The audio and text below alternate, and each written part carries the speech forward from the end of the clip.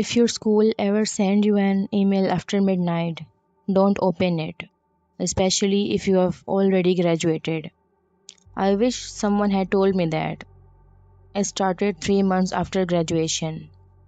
Life was normal, no classes, no exams, no teachers. Just work, sleep, and repeat. Then one night, at exactly 12:03 a.m., I got an email from my old high school. The subject line said, "Attendance warning." I laughed. I thought it was some automated mistake, and I opened it. Inside was a single sentence: "You were absent today." That was impossible. I hadn't been a student there for a month. I deleted the email. The next night, another one arrived. Same sender, same time. "You were absent again." By the third night, I was annoyed. I replied, "Wrong person, I graduated." A few minutes later, I got a response: "No, you didn't." I stared at a screen, then laughed. Someone was obviously messing with me. The next morning, I woke up to dozens of notifications, messages from old classmates, every single one asking the same thing: "Why weren't you at school today?" I thought it was a joke until they started sending photos. Photos from inside classrooms, photos from hallways and cafeteria. And in every photo, there I was, sitting in class, walking through hallways, and eating lunch, just existing. The problem? I had never been there while those photos were being taken. I was at work, I had proof, time cards, receipts, security cameras. Yet somehow, there were hundreds of pictures showing me at school. I tried calling my old friends. Most wouldn't answer. The few who did sounded confused. One of them finally said, "Dude, you have been coming to school every day." That's when I got scared. The next night, another email arrived. Final warning, attendance 47%. Attached was a PDF. My report card, current classes, current grades, current teachers, and everything. As if I was still enrolled. I couldn't sleep. The next morning, I drove to school. I just wanted answers. And I parked outside, walked through the front entrance, and immediately froze. Because hanging on the wall was the current student photo board, rows and rows of student pictures, and right in the center was mine. Not my old graduation photo, a new one, taken recently. I looked exhausted in it, like I hadn't slept in weeks. Underneath it was my name, my student ID, and my class schedule. I ran to the office. The receptionist smiled. "You're late." I laughed nervously. "What?" She frowned. "We have missed 3 days already." Every person in the office looked confused, like I was asking obvious questions. Like I belonged there. I left immediately and never went back. That night, an email arrived. No subject line, no text, just a video attachment. I opened it. The footage showed a classroom. Empty, silent, dark. The timestamp was tomorrow. Then someone walked into frame and sat down at a desk. My desk. It was me. Same face, same clothes, same everything. But something felt wrong. The version of me in the video slowly looked towards the camera, then smiled. I have never smiled like that in my life. Then the video ended. Seconds later, a final email appeared. "Attendance tomorrow required, no more absence." Then another message arrived, just 4 words: "We are saving your seat."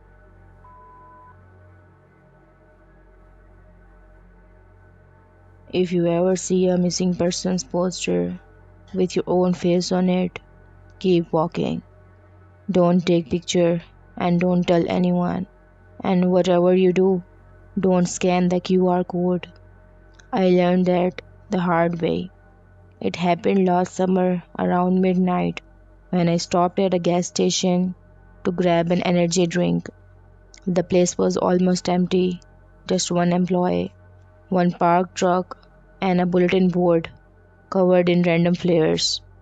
At first, I walked right past it, but then something caught my eye.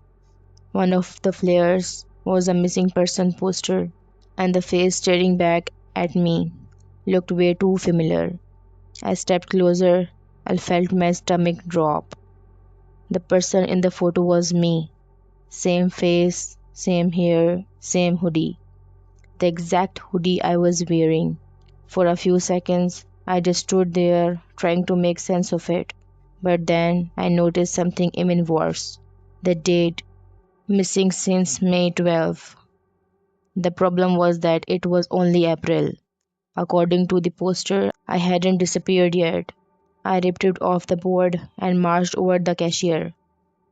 Who put this here? I asked, holding up the flare. The guy looked confused. What are you talking about? I showed him the poster, but he stared at my hand and laughed. Dude, there's nothing there.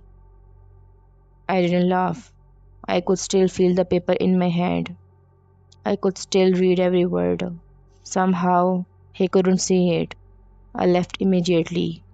Halfway home, my phone buzzed. Unknown number, one message. Do not scan the QR code. My heart nearly stopped because I hadn't told anyone about the poster and I hadn't even noticed there was a QR code. I looked again and there it was, printed at the bottom. Another message arrived. You looked? At that point, I should have thrown the poster away. Instead, I took it home. The next morning, another poster appeared outside my apartment. Same photo, same future date, but this time it included my apartment number. That's when I started panicking. I ripped it down, locked every door, closed every blind, and tried convincing myself it was a prank. Then the text started. You left for work late. You missed your exit. You just looked out the window. Every message knew exactly what I was doing, exactly where I was. Days passed, then weeks, and the posters kept appearing everywhere on street poles, bus stops, parking garages. Each one showed a different version of me. Newer photos, photos I didn't remember taking. Then one night, I found another poster taped to my front door. The picture had been taken that same day because it showed me carrying the groceries that were now sitting in my kitchen. At the bottom, someone had written a message in red marker. Stop looking for yourself. I stared at those words for a long time before something finally clicked. The missing person wasn't me. Not exactly. Every poster showed a different version of me. Some from the past, some from the future. And suddenly I remembered the QR code. The one I would been warned not to scan. For almost an hour, I argued with myself, but eventually curiosity won. I scanned it. The page opened instantly. No logo, no website, no explanation, just a live video. At first, I couldn't understand what I was looking at, but then I realized it was my bedroom. The camera was showing my room live. Right now, I was sitting at my desk, staring at my phone, watching myself. The angle wasn't from a shelf or a security camera. It was directly behind me, as if someone was standing there holding the camera. I slowly turned around. Nobody was there. Then a viewer count appeared. One viewer, then two, then 10, then 50, then hundreds. People were joining the stream and watching me, watching my room, watching my life. Then the chat appeared. Thousands of messages flooded the screen. Every single one said the exact same thing. He finally found the camera. I felt my heart stopped because at the exact moment I heard something behind me. A soft sound, slow, deliberate, coming from inside my bedroom. Then, very slowly, the door behind me